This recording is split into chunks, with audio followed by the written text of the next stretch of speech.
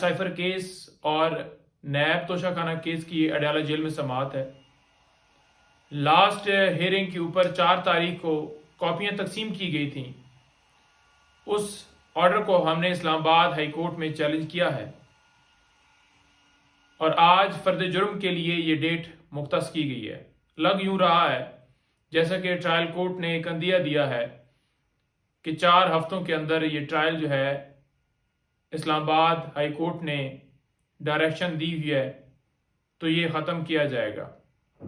बहुत जल्दी, बहुत उजलत कि जल्दी से जल्दी जो है इस केस के अंदर फैसला सुनाया जाए, सजा दी जाए। आज अडयाला जेल में साइफर केस की भी समाअत है और उसके साथ साथ तोशाखाना केस जो कि नैब के अंदर चल रहा है उसकी जमानत की दरखास्त के ऊपर भी समाअत है। उसमें भी बड़ी जल्दी है। अगर कल वाली डेट से पिछली डेट का थोड़ा सा बताऊं तो उसमें हुआ ये था कि 13 तारीख मुख्तस की गई थी, लेकिन नैब ने अदालत खुलवा के वो डेट जो है वो नज़दीक की करवाई और कल जब हम वहां पर गए हैं तो वकला को भी जाने की इजाज़त नहीं दी गई। दूसरे मीडिया वाले या आम पब्लिक तो दूर की बात है।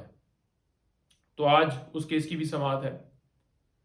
इसके साथ साथ आज मुख्तलिफ केसेस डिस्ट्रिक्ट कोर्ट के अंदर लगे हुए हैं जिनमें इमरान खान साहब का जो रोल है वो 109 का है, जो मैं पहले भी गुजारिश करता रहा हूँ कि इमरान खान साहब की माँ के ऊपर ये ट्रैफिक ब्लॉक हुई या उनके मशवरे के ऊपर जी ये गमला टूटा, ये गाड़ी जली, इस तरह की जो FIRs हैं तो आज वो भी वहाँ पर लगे हुए हैं केसेस।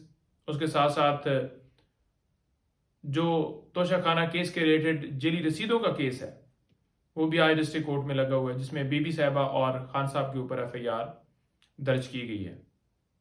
तो झूठे केसेस हैं सारे।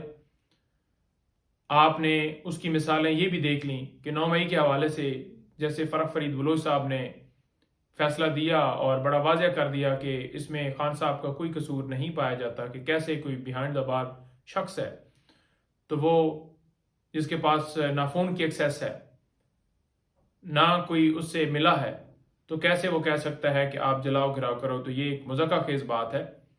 तो उन्होंने जो अपनी ऑर्डर्स दिए थे मुख्तलिफ जमानतों के अंदर तो बड़ी बात जो है वो वाज़ेह कर गए। इसके साथ साथ कल जो 3 खान साहब की जमानतें कन्फर्म हुई हैं, 18 मार्च जुडिशल कम्प्लेक्स के ऊपर हमला, उसकी FIRs है। नवाज शरीफ साहब यहाँ पर पेश होते हैं, लोग भी होते हैं, गमले भी टूटते हैं, कोई FIR दर्ज नहीं होती।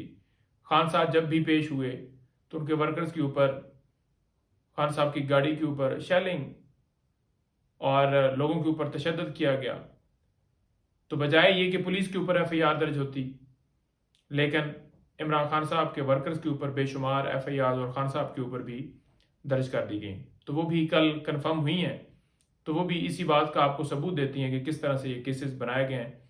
ज़मानत तभी कन्फर्म होती है कि जब उस केस के अंदर ये नज़र आता है कोर्ट को कि इस केस के अंदर कोई ऐसा ठोस सबूत नहीं है, कोई शवाहिद नहीं है जिससे ये ज़मानत जो है वो कैंसिल की जाए। इसके साथ साथ कल तोशाखाना केस के अंदर उस ऑर्डर को सस्पेंड करने के हवाले से जो दरख्वास्त दी हुई थी उसमें भी फैसला महफूज कर लिया गया है। और आपको पता ही है कि खान साहब के केसेस हों तो पहले लगते नहीं हैं, फिर सरकार भी जितने बहाने बना सकती है बनाती है और फिर एंड पर फैसला महफूज कर लिया जाता है और वो फैसला महफूज जो है पता नहीं अब फिर कब आता है।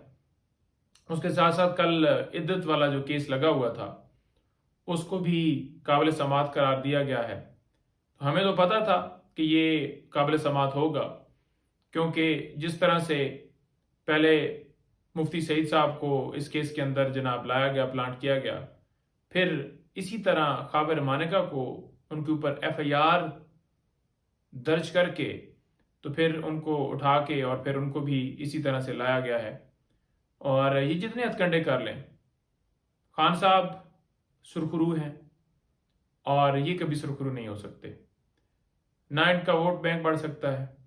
लोग, आप इनके जलसे जुलूस देख रहे हैं कि आए रोज़ लोगों की तादाद कम से कम आपको नज़र आ रही है कि लोग भाग रहे हैं, 70% जो हॉल है वो ही खाली होता है।